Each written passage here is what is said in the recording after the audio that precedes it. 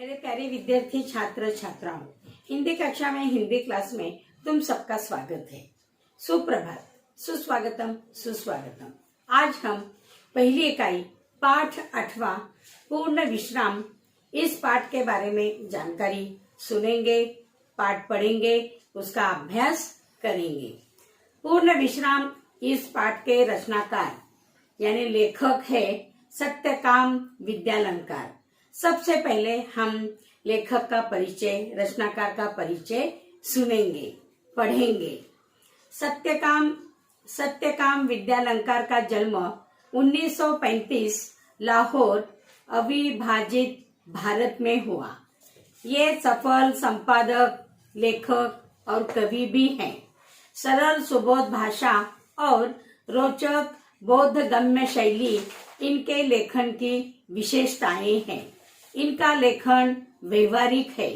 इन्होंने अपने व्यक्तित्व और चरित्र निर्माण पर अधिक बल दिया है। इनकी प्रमुख रचनाएं: स्वतंत्रता पूर्व चरित्र निर्माण, मानसिक शक्ति के चमत्कार, सफल जीवन लेख संग्रह, वीर सावरकर, वीर शिवाजी, सरदार पटेल, महात्मा गांधी जी जीवन चरित्र आदि इनकी रचनाएं बहुत प्रसिद्ध है। थोड़ा सा गद्य के बारे में हम जानकारी पढ़ेंगे, उसे भी तुम्हें सुनना है। प्रस्तुत गद्य एक हास्य व्यंग कहानी है। इस कहानी के माध्यम से कहानीकार यानी लेखक ने यह बताने का प्रयत्न किया है कि जीवन की इस भाग दौड़ में विश्राम करना बहुत जरूरी है, परंतु ऐसे पल, ऐसे क्षण बहुत ही मुश्किल से मिलते हैं। जब कभी ऐसे पल, ऐसे क्षण भी आ जाते हैं, तब इनका घरेलू उलझनों के कारण हम आनंद नहीं ले पाते, आनंद नहीं उठा पाते। इन उलझनों में हम ऐसे उलझ जाते हैं कि विश्राम करना नामुमकिन हो जाता है। जीवन एक संघर्ष जीवन होता है, हमेशा सुख नहीं होता है। ऐसे संघर्ष में, भागदौड़ में हमें विश्राम की जरूरत भी होती है ताकि हमारा शरीर स्वस्थ रहे। तो इस पाठ में लेखक ने यही बताने का प्रयत्न किया है। तो सबके पास टेक्स्ट बुक्स है, टेक्स्ट बुक्स निकालो, एक दो पैराग्राफ पढ़कर फिर उसका विश्लेषण हम देखेंगे। डॉक्टर ने बाह पर काला कपड़ा लपेटा और रबड़ की थैली में हवा फूंककर नाड़ी की गति देखी, फिर बोला, कुछ सीरियस नहीं है, दफ्तर से छुट्टी लेकर बाहर हो आइए। विश्राम आपको पूर्ण निरोग कर देगा, लेकिन विश्राम भी पूर्ण होना चाहिए। तो पत्नी बड़ी प्रसन्न हुई, लेखक की पत्नी बड़ी प्रसन्न हुई, क्योंकि स्वस्थ रहने के लिए विश्राम की भी बहुत जरूरत होती है। शरीर हमारा निरोगी बन जाता है, लेकिन हमें पूर्ण विश्राम होना चाहिए। घर जाकर श्रीमती जी से यह कह दिया, जुहू की तैयारी कर लो, हम 2 दिन पूर्ण विश्राम करेंगे। एक दिन पूर्णिमा थी। चांदनी रात का मजा जुहू पर ही है। एक दिन पहले आधी रात से उन्होंने तैयारी शुरू कर दी थी। 2 बजे का अलार्म बेल लगाया था। स्वयं वह 2 से पहले ही उठ बैठी और कुछ नोट करने लगी। गांव जाते समय हमें क्या क्या ले जाना है, ऐसा हम भी नोट कर लेते हैं, डायरी में लिख कर लेते हैं ताकि कुछ चीजें हम भूल न जाए। उसी प्रकार लेखक के पत्नी ने भी कुछ नोट कर लिया। श्रीमती जी ने इन सब कामों की सूची बनाकर लेखक के हाथ में थमा दी।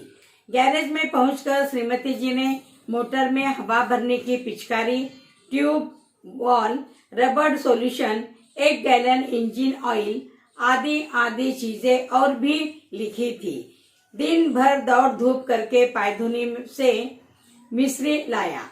सुबह से शाम हो गई, मगर शाम तक 4 बजे में 2 खिड़कियों की चटखनियां भी नहीं कसी गई। मोटर के लिए जरूरी सामान लाते लाते रात दिन तक धड़कन दुगनी हो गई थी। इस तरह गांव जाने के पहले, शहर जाने के पहले, किसी शहर के लिए हम तैयार हो जाते, तब 2-3 दिन तो हमें आराम से सब सामान इकट्ठा करते हुए, बैग भरते हुए लगता है। उसी प्रकार लेखक और लेखक की पत्नी को ही लगा। रात को सोने लगे तो श्रीमती जी ने आश्वासन दिया और कहा, कल जुहू पर दिन भर विश्राम लेंगे तो थकावट दूर हो जाएगी।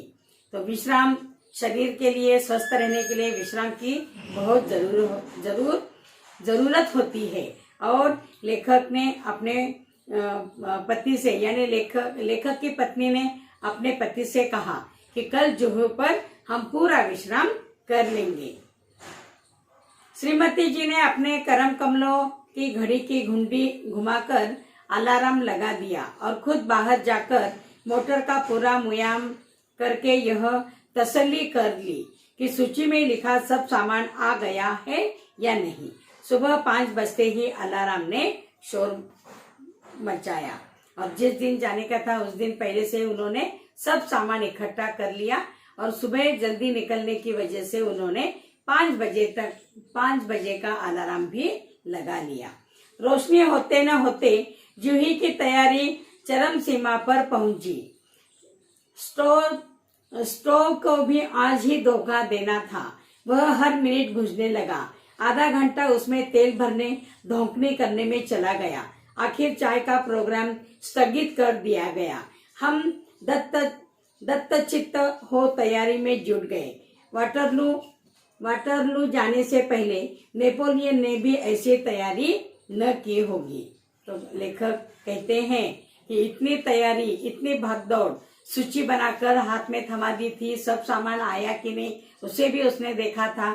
और जैसे उन्होंने कह दिया कि वाटरलू जाने से पहले नेपोलियन ने भी ऐसी तैयारी नहीं की होगी। ऐसी महत योजनाओं के संपन्न करने में हम पति पत्नी, यानी लेखक और लेखक की पत्नी, परस्पर सहयोग, मदद भावना से काम पर विश्वास रखते हैं। सहयोग की भावना, मदद की भावना हमारे जीवन का मूल मंत्र है। यानी हमें एक दूसरे की सहायता जरूर करनी चाहिए। एक दूसरी सहायता से काम भी अच्छा होता है, सहज रूप में हो जाता है। तो यह हमारा मूल मंत्र ही है। सहयोग मन, वचन, कर्म और इन तीनों से होता है। सहयोग मन, वचन, कर्म इन तीनों से होता है। जीवन का यह मूल मंत्र मुझे भूला न था। श्रीमती जी ने मेरे कामों की याद दिलाने लगी और लेखक ने उनके उपकार के बदले उनकी चिंताओं में हाथ बटाने लगे।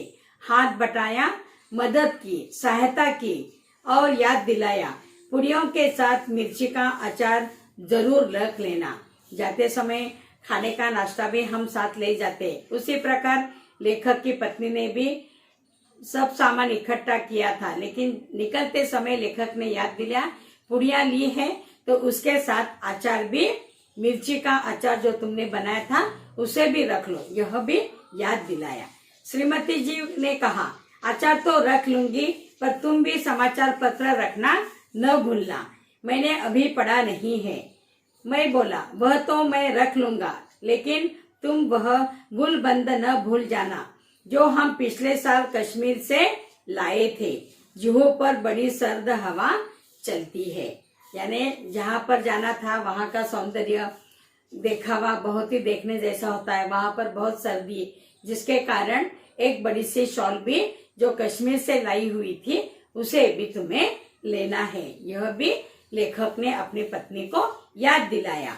गुलबंद तो रख लूंगी, लेकिन तुम कहीं बेदिंग सूट रखना न भूल जाना, नहीं तो नहाना धरा रह जाएगा। और तुम कहीं रबर कैंप भूल गई तो गजब हो जाएगा। वह तो रख लूंगी, लेकिन कुछ नोट, पेपर, लिफाफे भी रख लेना। और देखो, राइटिंग पैड भी भूल न जाना। राइटिंग पैड का क्या करोगी? कई दिन माँ की चिट्ठी आई हुई है, लेकिन लिखने के लिए समय ही नहीं मिला। जुहू पर खाली बैठे उन्हें जवाब भी मैं दे दूंगी, यही तो वक्त नहीं मिलता। और जरा वे चिट्ठियां भी रख लेना जिनके जवाब देने हैं। चिट्ठियां ही रख गई तो जवाब किसको दोगे? और सुनो, बिजली के बिल और बीमा के नोटिस आ पड़े हैं, उनका भी भुगतनामा करना है, उन्हें भी डाल देना। यानी सैर करने के लिए ये दोनों जा तो रहे हैं, लेकिन जो काम करने के लिए यहाँ पर उन्हें समय नहीं मिला, वो पूरा काम जूही पर ही वे करना चाहते थे। इसीलिए सब सामान उन्होंने इकट्ठा किया और सुबह ही निकल पड़े। उस दिन तुम धूप का चश्मा भूल गए तो सिर का दर्द चढ़ गया, इसलिए कहती हूँ छतरी भी रख लेना। उस दिन तुम धूप का चश्मा यानी गॉगल, जिसे हम गॉगल कहते हैं, धूप लगने से सिर में दर्द होता है और गॉगल लगाने से धूप उतनी तेज हम महसूस नहीं करते, इसीलिए काला धूप का चश्मा भी तुम रख लो, ऐसा कहा। और कभी कभी ऐसे जगह बारिश भी होती है, इसीलिए छतरी भी रख लेना। इसी प्रकार एक दूसरे को याद करते हुए सब सामान उन्होंने इकट्ठा कर लिया। अच्छा बाबा, रख लूंगा। और देखो, धूप से बचने की क्रीम भी रख लेना, शाम तक छाले न पड़ जाए, वहाँ बहुत करारी धूप भी पड़ती है। श्रीमती जी कहती तो जा रही थी कि रख लूंगी, लेकिन ढूंढ रही थी नेल कटर, कैंची, ब्रश और सब तो मिल गया था, लेकिन नेल कटर उन्हें मिला नहीं था, इसीलिए वह बहुत घबराई हुई थी। यहाँ बैठकर नाखून काटने को समय नहीं मिला, तो चलो नेल कटर अगर साथ में रख लूंगी तो वहां पर समय मिलते ही नाखून को भी हम काट डालेंगे, ऐसा लेखक के पत्नी को लगा। लेखक ने कहा, जाने दो नेल कटर, बाकी सब चीजें तो रख लो। इधर उन्होंने नया अखबार और कुछ ऐसी किताबें थैली में भर रखी थी। बहुत दिनों से समालोचन के लिए आई थी और सोचता था कि फुर्सत से समालोचन कर लूंगा, लेकिन उसे समय नहीं मिला, तो वहां पर जरूर मैं उसे पूरा करूंगा। आखिर 3 किताबें थैली में झोंक ली। कई दिनों से कविता करने का भी धुन संवार हुई थी। उनकी कई कतरने इधर उधर बिखरी हुई पड़ी थी, उन्हें भी जमा किया और सोचा काव्य प्रेरणा से लिए जुहू से अच्छी जगह और कौन सी मिलेगी। जो काम यहाँ पर हम नहीं कर पाए, जुहू पर ये सारे कामकाज करेंगे विश्राम के साथ साथ, ऐसा उन्होंने सोचा और सब सामान इकट्ठा करते हुए वे जुहू पर निकल पड़े। आखिर कई अटैची, कई थैले, कई झोले भरकर वे जुहू पर पहुंचे। 7-8 मिनट तो वे स्वप्न लोक में विचरत रहे। वहां पर क्या होगा, किस प्रकार का दृश्य होगा, कैसे लोग हमें मिलेंगे, किस तरह का ये 2 दिन का सहवास खत्म हो जाएगा, इस तरह वे मन में ढेर सारी बातें सोचते रहे। वे समुद्र में नहाने चल पड़े। समुद्र तट पर और लोग भी नहा रहे थे। एक ऊंची लहर ने आकर उन दोनों को ढकेल दिया। लहर की उस थपेट से न जाने श्रीमती जी के मस्तिष्क में क्या नई स्फूर्ति आ गई। उन्होंने लेखक से पूछा, तुम्हें याद है बरमदे में खिड़की को तुमने अंदर से बंद कर दिया था या नहीं? बाहर तो घूमने गए, लेकिन सारा ध्यान घर पर। शरीर से तो वे जुहू पर पहुंच गए थे, लेकिन फिर बाद में श्रीमती को याद आया, तब श्रीमती ने लेखक से कहा कि तुमने शायद वो खिड़की ठीक से बंद की है क्या नहीं? उन्होंने कहा, मुझे कुछ याद नहीं पड़ता। अगर वह बंद नहीं हुई और खुली ही रह गई तो क्या होगा? कहते कहते श्रीमती जी के चेहरे का रंग पीला पड़ गया। वो घबरा गई, मानो वहां पर अगर चोरी भी हो सकती थी, क्योंकि 2-3 दिन तक वे वहां ही रुकने वाले थे। ऐसे मन में उनकी घबराहट सी हो गई। उन्होंने कहा, चलो छोड़ो अब इन चिंताओं को, तो जो होना होगा हो जाएगा। लेखक ने कहा, मेरी बात सुनो। उनकी आंखों में आंसुओं के समुद्र की बह पड़ा। उनके कांपते ओठों पर ही शब्द थे, अब क्या होगा? और अगर खिड़कियां खुली भी रह गई तो घर का क्या होगा? यह सोच उनकी अधीरता और भी ज्यादा होती जा रही थी। जिस धड़कन का इलाज करने को जुहू पर आए थे वह 10 गुना बढ़ गई थी। उन्होंने तेजी से मोटर चलाई। मोटर का इंजन धक धक कर रहा था, लेकिन उनका दिल उससे भी ज्यादा तेज रफ्तार से धड़क रहा था। जिस रफ्तार से वे वहां पर गए थे, दूनी रफ्तार से वे वापस भी आ पहुंचे। अंदर आकर देखा कि खिड़की की चटखनी बदस्तूर लगी थी। सब ठीक ठाक था। उन्होंने कहा वह लगाई थी, लेकिन लगाकर यह भूल गया था कि लगाई है या नहीं। और किसी ने पूछा तो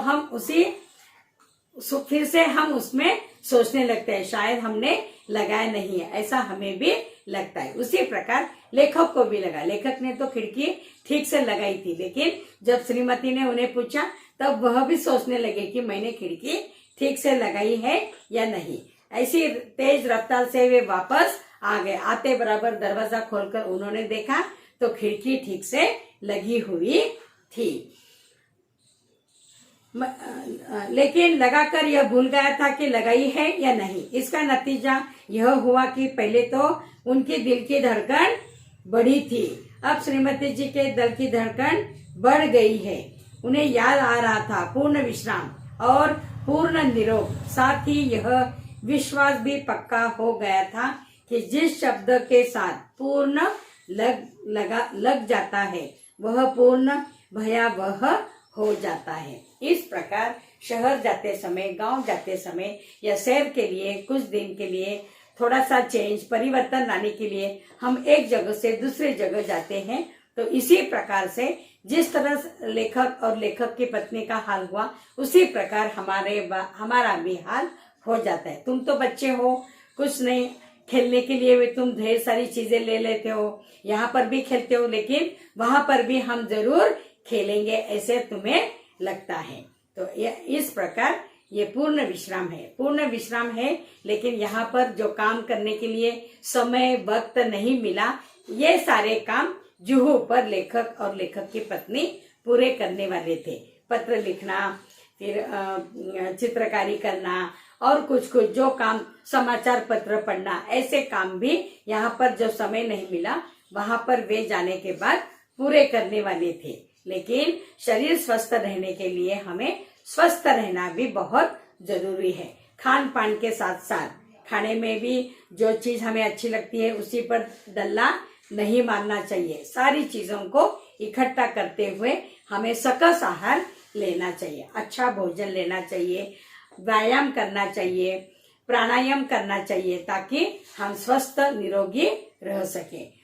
काम करने के बाद हमें विश्राम की भी जरूरत होती है, ताकि वो एनर्जी फिर से हम प्राप्त करके फिर काम कर सकते हैं। तो यही इस पाठ के द्वारा लेखक ने बताने का प्रयत्न हमें किया है। पूर्ण विश्राम भी हमें, सिर्फ विश्राम करना अच्छा नहीं है, काम करने के बाद तुम विश्राम जरूर कर लेना।